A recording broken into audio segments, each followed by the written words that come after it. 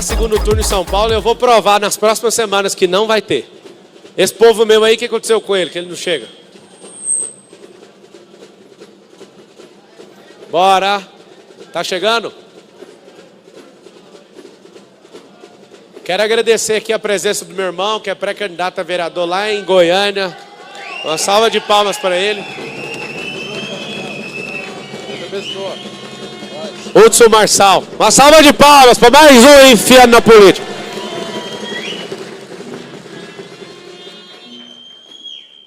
Eles vão chegar. Quero agradecer aqui, ó, a Lívia Maria Fidelix. Ela está acompanhando online. Tamo junto, garota, nossa pré-candidata a vereadora para São Paulo. A Lívia é pré-candidata, certo? A Paola que está aqui, o Euclides, Michael, o nosso Levi Fidelix, Leonardo Alves Araújo, Diego Pinheiro, Adevando, Patrick Bovério.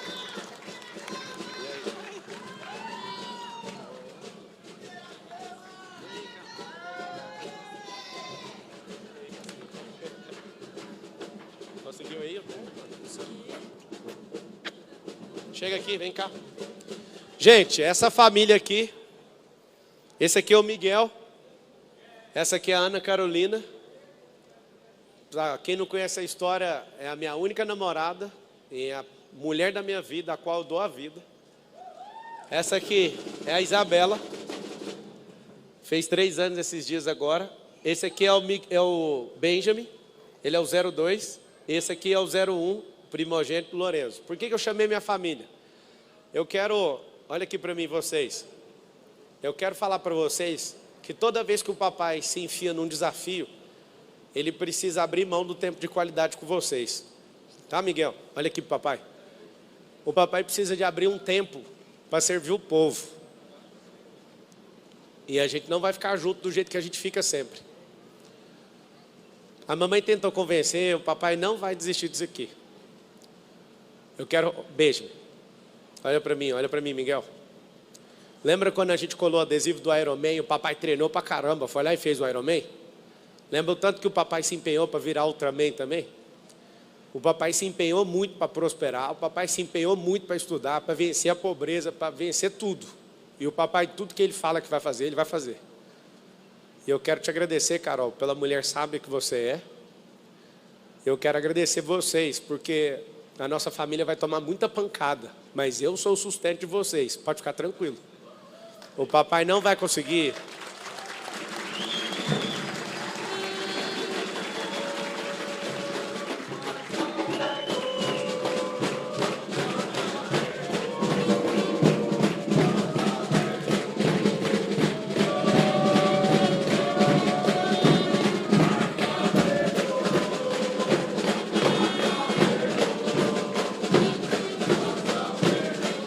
Eu quero... Valeu. O papai vai virar um terror agora. Vai investir toda a energia física, almática e espiritual nisso. Eu quero que vocês se segurem em casa. Tudo que eu já fiz até hoje não se compara ao esforço que vai ser agora. E eu quero falar que a nossa família vai servir todas as famílias dessa cidade. As pessoas vão aprender que não existe diferença numa família de pessoas que são bilionárias e uma família que não tem o que comer agora. Todos são iguais diante de Deus e nós vamos mostrar isso para todo mundo. Eu quero o apoio de vocês, tá? Eu amo vocês.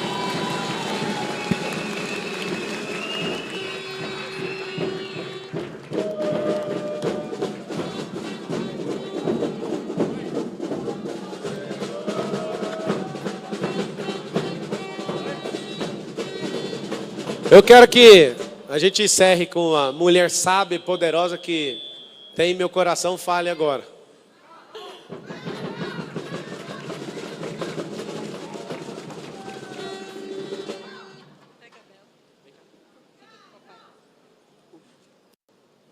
Boa tarde para todo mundo. Eu quero... hoje é um dia memorável. E eu quero agradecer a presença de todos vocês nesse dia, que é tão especial para a minha família, para a nossa cidade, para a nossa nação. E eu queria falar algo para vocês. O Pablo não precisava estar mexendo com política. Ele não precisava estar mexendo com isso. Na verdade, quando nós nos conhecemos, uma das nossas primeiras conversas foi, da minha parte, você não tem vontade de mexer com política não, né? Porque eu tenho pavor. Só que o Pablo, ele tem algo muito peculiar. Ele obedece muito o que Deus coloca no coração dele. E ele sentiu um chamado no coração dele para ser um homem para impactar essa nação. Então eu já tentei convencer ele, como ele mesmo falou, mas não tem como, porque ele sente um chamado da parte de Deus queimando no coração dele. E sabe, eu conheci o Pablo quando ele tinha 15 anos de idade. O Pablo andava numa bicicletinha de R$70, amor? 80. E ver o Pablo da onde ele saiu, da pobreza que ele saiu, para o lugar que ele se encontra hoje. Depois de muito trabalho, depois de muita dedicação, depois de muita entrega, depois de muitas vezes que nós, como família, tivemos que abrir mão do tempo de desfrute, do tempo com ele. Eu falo algo para vocês, vencer essa eleição não chega nem perto de tudo que ele já fez.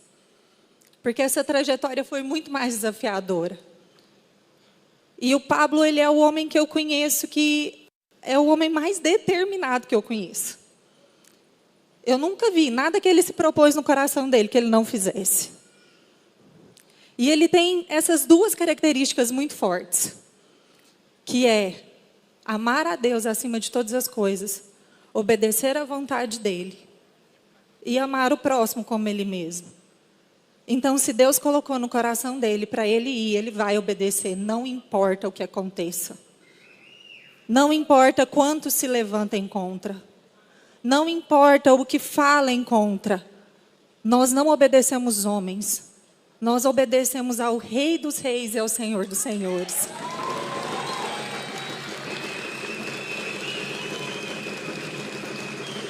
E quando eu falo que o Pablo é um homem generoso, é porque eu vi ele várias vezes chorar, clamar e abençoar vários povos.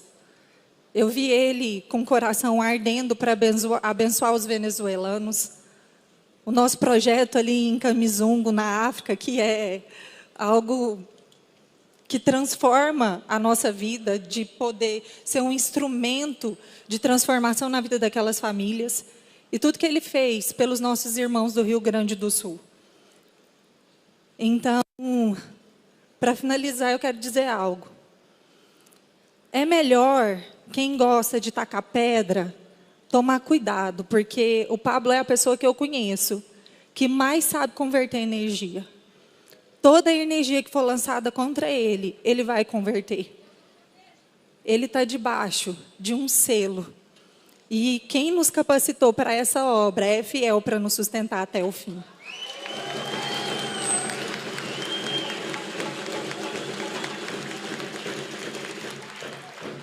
Pablo, a nossa família está com você.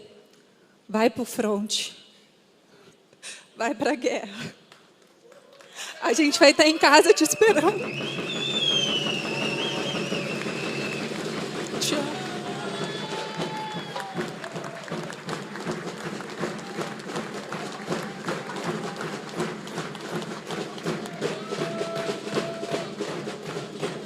Gente, isso vai passar. Isso vai passar. Minha intenção na política é entrar e colocar a maior quantidade de pessoas competentes nesse negócio, que amam gente, que amam o Brasil, porque realmente a gente entrou num nível de doença emocional muito grande. A gente está brigando uns com os outros. A China virou a potência que virou por ser um só povo. Todo povo dividido não vai prosperar. Então, eu estou ofertando a minha família para salvar outras famílias. É o que eu desejo de todo o meu coração. Eu sei que eu sou mal interpretado na internet, e não é por menos, né? Eu falo cada absurdo. Mas eu sempre falo de todo o meu coração. Eu não fico com ladainha. Eu não sou a pessoa que tem discurso furado. Meu papo é reto. Sempre me perguntam quando eu chego na comunidade: você não está com o discurso aqui, não. Alguns lugares que eu subi, eu olhei nos olhos dessas pessoas e falei: ganhando ou não a eleição, eu vou ajudar vocês. Acabou. Quando alguém realmente importa com gente, não é a eleição que vai fazer alguma coisa, não. Agora, se vocês deixarem eu sentar nessa máquina, vocês vão ver o que nós vamos fazer. Vocês vão ter orgulho de ter acreditado de novo na política. Vocês que estão cansados de política, é meu último recado. Descansem em mim. Eu vou trabalhar só nisso. Me dá sua energia nisso. Eu vou ser uma pessoa insuportável nesse negócio. Eu vou tomar todo o prejuízo e tomar todos os problemas que esse povo já está arrumando para mim. Se eu fosse vítima, eu ia ficar chorando. Eu iria ficar vitimizado, mas eu não preciso contar para você tudo que esse povo está fazendo comigo. Mas sabe de uma coisa? E dependendo de eu não contar, eu aguento a pancada, pode bater, pode ficar à vontade. Salve, salve! Muito boa tarde, muito bem-vindos a mais um episódio do podcast Café com Ferry, dessa vez ao vivo para vocês aqui no YouTube e em outras plataformas. Meu nome é Felipe Corleta, já me sigam, @Felipe Corleta. Tô aqui com o Rafael Ferri e hoje nós vamos receber ele, Pablo Marçal, empresário, escritor, influenciador digital, candidato a prefeito de São Paulo e hoje o terceiro maior político brasileiro nas redes sociais, atrás apenas dos ex-presidentes Lula e Bolsonaro. Marçal, bem-vindo ao podcast. Eu queria começar já, aqui a gente vai começar direto no tema política e no tema prefeitura de São Paulo. E eu queria começar te perguntando, por que você afirma com tanta confiança, tão categoricamente, que vai ser eleito prefeito de São Paulo, ainda em primeiro turno, quando as pesquisas apontam a uma intenção de voto entre 10% e 15%? Pesquisa e eleição e mineração você só conhece na apuração, né? Usar viés. Se você olhar para cada pesquisa, primeiro, obrigado pelo convite. Todo mundo que está ouvindo aí, eu acho que é uma grande oportunidade da gente mudar nossa mentalidade como povo. Mas pesquisa é uma piada, né? Se eu pesquisar ali na Cracolândia quem eles preferem, eles vão preferir quem está sustentando a droga deles ali. Se eu perguntar num estádio de futebol, eu fui assistir o São Paulo e o Flamengo, sou São Paulino, e aí se você perguntar para a torcida de São Paulo, vai dar a pesquisa que o São Paulo vai ganhar. Se perguntar para o Flamengo, quem vai ganhar é o Flamengo. O que interessa é quem fez o gol, cara. É quem não toma gol. E eleição desse jeito. Eleição e mineração você só conhece na apuração. Vamos lá. Se você pegar o viés número 1 de uma pesquisa, o viés número 1 de uma pesquisa é quem pagou. Custa milhões uma quali, né? A entrevista básica com 1.000 e poucas pessoas, ela é uma entrevista, é um tipo de pesquisa. Agora, pra você fazer uma detalhada com as falas, custa milhões. Então, a primeira coisa que alguém tem que dar de retribuição é quem foi que pagou. Aí quem põe, né, geralmente o cara que é o maquinista, o cara que tem a máquina, ele faz isso. O governo do Rodrigo Garcia, que era o ex-governador de São Paulo, estava disparado em primeiro nessa época. Terminou a eleição em terceiro. Pra você ver o tanto que é fidedigna a pesquisa. A pesquisa não mostra. As pessoas estão focadas em Olimpíada, estão focadas em outras coisas. A eleição é no final do campeonato. Então ninguém está dedicado a isso. Tem muita gente que nem conhece o prefeito, pra você ter uma ideia. Não é difícil porque não faz quase nada, é por isso que também não conhece. Ele teve a chance, né, do povo conhecer ele. Agora, se você, por exemplo, vai na favela, segundo viés, você vai na favela durante a semana, você vai pegar o nem. Achar as pessoas no horário, né, de trabalho, você vai achar pessoas que não estudam e não trabalham. Se você for no final de semana, você acha as pessoas que estão 100% no quadro laborativo. Então, esse é o segundo. O terceiro é tentar frear algum candidato. Então, tem a ordem de fazer as perguntas. Eu respondi uma pesquisa, até que enfim eu achei uma pesquisa para responder. Uma pela internet, e ela é divulgada na CNN e tudo. E eu vi as perguntas, né? O Ricardo Nunes, ele tá 5 vezes, ele no segundo turno com outra pessoa. Depois, a candidata que está atrás de mim, muito atrás de mim, ela aparece na minha frente, na pergunta. E depois eu apareci em último. E esse último só com um deles, que é com o prefeito. Ou seja, ela está enviesada a pesquisa para que saia para o lado dele. Como se houvesse segundo turno. E não vai ter segundo turno. Eu explico por quê. A cidade de São Paulo, ela é muito rápida. O povo não gosta de enrolação. E eu não vou deixar barato. Eu vou colocar energia que nenhum outro político colocou. Vai ser uma guerra, os debates. Se preparem, na quinta-feira vai ter o primeiro debate na Band. Tem gente que já nem quer ir. O prefeito Ricardo Nunes está avaliando a possibilidade de não ir. Os conselheiros dele, que são bem inteligentes, estão falando para ele não ir, inclusive. Porque vai ser uma guerra. A opinião pública vai mudar absolutamente. Porque vai ver o homem fraco, que é o prefeito de hoje. Vai ver o retrocesso, que é um cara igual o Boulos, que nunca investiu em nada, nunca construiu nada. E quer ser prefeito da cidade mais importante do hemisfério sul. Quando as pessoas perceberem o que eu estou fazendo, não vai dar chance para ir para o segundo turno. Não tem nem como. As pessoas vão acordar e vai todo mundo tomar um susto. Que eu vou mostrar para onde nós vamos levar São Paulo. Que é o futuro, ninguém está falando disso. As pessoas não sabem como resolver os problemas básicos dessa cidade. E nós vamos fazer isso e eu estou muito animado. Pablo, eu queria, bem-vindos a todos, eu queria agradecer Obrigado. demais a tua presença aqui hoje e queria dizer que essa entrevista é um divisor de águas na tua campanha. Em nenhum programa que tu foi tem tanto formador de opinião assistindo, então se você é um formador de opinião ou quer ser, siga nosso canal. A gente tem perguntas aqui bem diretas, bem importantes, que vão ser definitivas aí para a tua trajetória na eleição. Tenho certeza que tu vai lembrar desse podcast aqui. Por que o eleitor paulistano deveria eleger alguém que entende zero sobre gestão pública e não os políticos tradicionais? Imagina o que é administração pública. Você tira o nome público, continua sendo administração. Nós estamos falando de recursos, de riqueza, de eficiência, de processo. excesso de gente, uma prefeitura com mais de 100 mil pessoas, com um orçamento de 111 bilhões, e tendo 12 milhões de pessoas para serem assistidas, se você tira o público, você vai descobrir que, na verdade, o público é um apelido para um tipo de administração. Quando fala público, a única coisa que eu sei que é diferente do privado é que demora mais. Tem mais gente militando contra, você tem que ter mais paciência, tem que ter saco para aguentar um monte de politiqueiro, de maquinista que fica enchendo o saco para cada um pegar um pedaço desse dinheiro que é do povo. No fundo, quem está assistindo, um dia vai descobrir que não existe dinheiro público, todo dinheiro é privado. A administração realmente é pública para desvencilhar a localização e a capitalização desse dinheiro. Todo o dinheiro é do povo. Só que por que as pessoas não cobram? Porque elas não sabem rastrear, elas não aprendem educação financeira na escola, elas não têm inteligência emocional para entender que elas mandam nisso, elas não entendem de empreendedorismo. Você falou bem o nome de administração. Nenhuma escala da escolarização da cidade, nem do estado e nem federal ensina alguém a abrir uma empresa. O que move o país? Emprego. Emprego não é o governo que gera empreendedor. Se for pegar esses 10 candidatos aí a prefeito de São Paulo, você pode pegar os outros 9. Eu paguei mais impostos em milhões, eu invisto mais que eles, eu construo mais, eu tenho mais riqueza gerada, saí da pobreza e fui para extrema riqueza. Eu acho que eu sou dos poucos que pode falar isso nesse quadro aí. E aí você pergunta para mim, o que é administração pública? Deveria ser um ato de lisura, transparência, seguindo os princípios que tem na Constituição Federal, que é o limpo, legalidade, pessoalidade, publicidade, moralidade e eficiência. E não é. Engraçado é que eu fiquei 5 anos na faculdade de Direito, sei tecnicamente como é que funciona todo o ordenamento jurídico do país, mas ele não é respeitado. Então o que adianta estudar uma coisa e não acontecer essa coisa? A administração pública, ela é marcada por morosidade, burocracia, corrupção. E aí você está querendo colocar alguém que é super experiente em corrupção, alguém que mexe na merenda das crianças, por exemplo, alguém que tem esquema com um monte de contrato, com um monte de máfia, isso sim é ser profissional da administração pública? Alguém que não consegue mudar a realidade do povo lá da favela de Travinhas, no Alto Paraisópolis, os caras estão lá há 30 anos e até hoje não teve um melhoramento público, nem um meio-fio, não tem nada, os caras estão no campo de concentração enfiado no meio do esgoto, isso é administração pública? Então assim, a segunda pergunta é, como que alguém entrou na administração pública? Ele já nasceu com esse dom? Todo mundo está na administração pública e teve que entrar um dia.